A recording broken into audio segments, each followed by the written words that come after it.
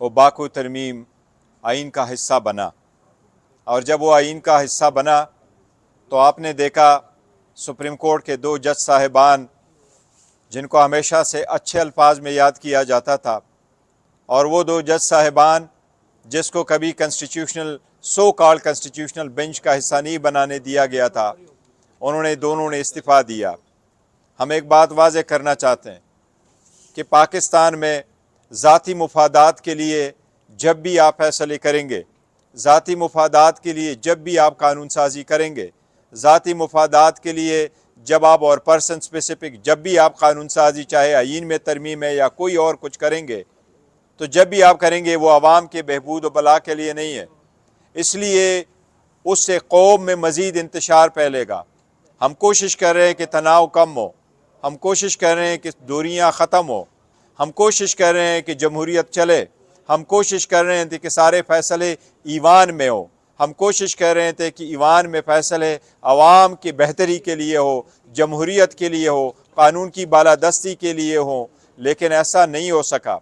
अगर आपके ये फ़ैसले होंगे, इससे मुल्क और कौम में इंतशार होगा। इससे अदलिया पहले से जो मुश्किलात की शिकार थी, उस अदलिया बराए नाम रह गई है। सुप्रीम कोर्ट का पहले सुप्रीम कोर्ट ऑफ पाकिस्तान रहने दिया गया, लेकिन चीफ जस्टिस ऑफ पाकिस्तान ख़त्म हुआ। जब असम्बली के फ्लोर पे मैंने रिमाइंड किया, कल ये तरमीम लेके आए, आज उस तरमीम को सेनेट से भी पास किया, लेकिन एक मरतबा फिर चीफ जस्टिस ऑफ पाकिस्तान के ओथ का जिक्र नहीं किया। वो इंसान जिसने सुप्रीम कोर्ट में चीफ जस्टिस ऑफ पाकिस्तान का ओथ न लिया हो, वो कैसे कंटिन्यू कर सकता है और वो कैसे कंटिन्यू करेगा। इसलिए ये सारे फैसले, ये आइन और कानून अवाम के नज़रों में बिल्कुल गलत है।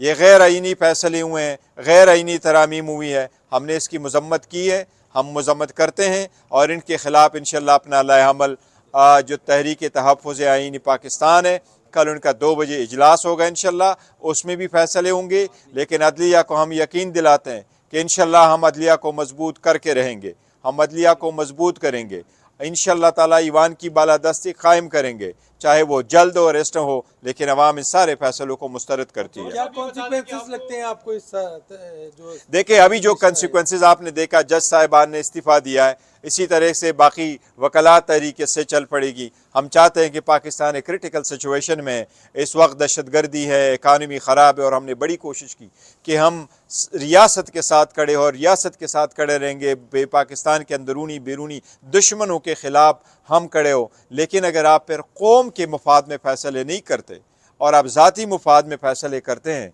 तो इसका फिर अंजाम अच्छा नहीं होता। पूरा 27वीं तरमीम में हमने देखा अपोजिशन के पास कोई हिकमत अमली नहीं थी सिवाय एहतजाज करने की या शोर शराबा करने की, तो वो हिकमत अमली हमें नज़र नहीं आई। आप लोगों ने 26वीं तरमीम में भी कहा कि हम जो वकला को निकालेंगे, कोई भी नहीं निकला।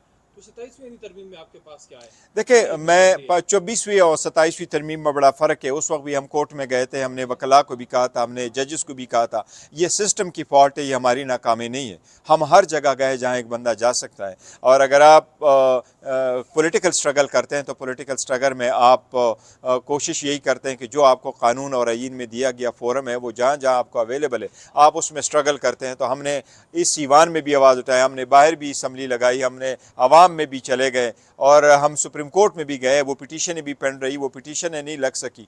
तो इस सिस्टम का फॉल्ट है। जो कोई हम स्ट्रगल कर सकते हैं, भरपूर एहतजाज किया है। अभी भी ईवान में भी हमने भरपूर एहतजाज किया है, और हमारा एहतजाज जारी रहेगा। मैं अभी भी अदलिया से अपील करूँगा कि वो आपस में यूनाइट रहे, और अगर वो कहेंगे तो जो भी जजेस बाकी हैं वो आवाम के हकूक़ का तहफ़्फ़ुज़ करें। तरमीम का कोई एक फ़ायदा जो अवामी मफाद में हो, कोई एक फ़ायदा ऐसा बता दें जो अवामी मफाद से मिलने मुलाकात करने जाएंगे?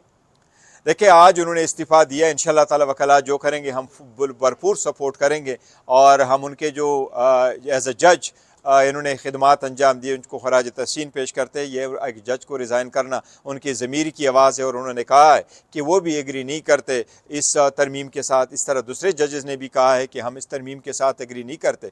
बाय एंड लार्ज पूरा कौम जो है ये इस तरमीम के साथ एग्री नहीं है। आपने पहले 26वीं तरमीम कर ली, फिर आपने बेंच बना लिया, फिर आपने कॉन्स्टिट्यूशनल कोर्ट बना लिया, आपने सुप्रीम कोर्ट को तो छोड़ा, किसी काम का नहीं है। सुप्रीम कोर्ट में आपने क्या कोई पावर दी है? सिर्फ़ और सिर्फ अभी जो है کرایہ داری کے قوانین کے فیصلے کرے، ایسا نہیں ہوتا. یہ 25 کروڑ عوام کا ملک ہے اور ان کی خواہش ہے، ان کی کوشش ہے، آئین کا یہی منشا ہے کہ یہ کورٹ جو ہے وہ سپریم ہو، جس طرح چلا آ رہا ہو اور ان کی فیصلوں کے مطابق ملک چلے. بیفور ٹائم ریزگنیشن نہیں ہے، اگر بینچ فل کورٹ سماعت کرنے جا رہا تھا تو انتظار نہیں کرتے. دیکھیں میرا خیال ہے ججز نے دیکھا، کل انہوں نے نہیں دیا، کل ہم نے پوائنٹ آؤٹ کرا لیا تھا، آج جو پاس ہوا صدر نے دستخط کیے وہ قانون آئین کا حصہ بنا. میرا خیال ہے انہوں نے اپنے ضمیر مزید گوارا نہیں کیا. تو یہ تو آفٹر شاکس اس کے ہونے تھے 27ویں ترمیم کے، اور یہ بڑا انفارچونیٹلی ایسا نہیں ہونا چاہیے تھا، یہ ترمیم نہیں ہونی چاہیے تھی.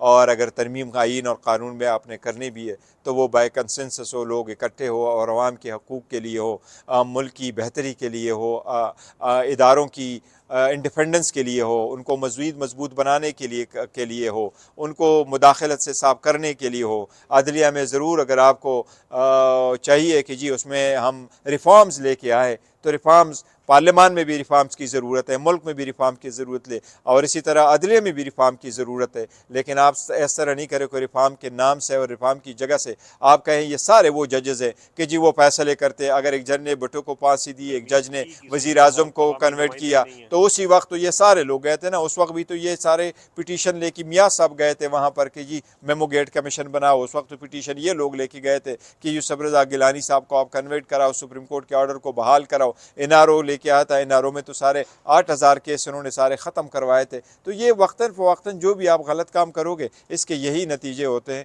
مجھے امید ہے انشاءاللہ تعالی عدلیہ یونائٹ رہے گی، اور انشاءاللہ at the end of the day عوام کی طاقت، ان کی منشا انشاءاللہ سرخرو ہوگی. نیا عہدہ متعارف کروایا گیا آرٹیکل 243 میں، آپ نے جی ہاں وہ میں نے اس پہ ذکر کیا ہوا.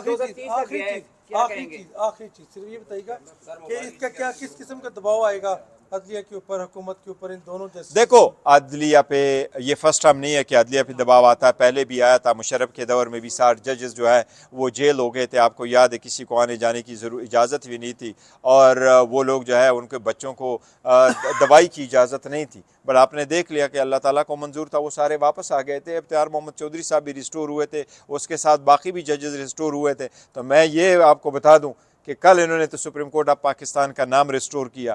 انشاءاللہ تعالی ہم سپریم کورٹ کے آنر، ڈگنیٹی کو، ان کی اتھارٹی اور جیورسڈکشن کو اور عوام کی خواہش کے مطابق اس کے وقار کو انشاءاللہ تعالی ہم ریسٹور کریں گے. یہی خان صاحب کی خواہش ہے، اور انشاءاللہ تعالی یہ ہو کے رہے گا ایک دن انشاءاللہ. اور ہم انتقامی نہیں ہیں، ہم چاہتے ہیں کہ ملک چلے، لیکن ملک آئین اور قانون کے مطابق چلے، اور آئین اور قانون کے مطابق ہی خان صاحب کی سٹرگل ہے، اور انشاءاللہ تعالی یہ رہے گی. کل آپ بھی سپریم کورٹ کے باہر کھڑے ہوں احتجاج کرتے؟ نہیں وہ دیکھو اس کے خلاف تو ہم احتجاج پہلے بھی لوگوں نے کیا، آئندہ بھی کریں گے.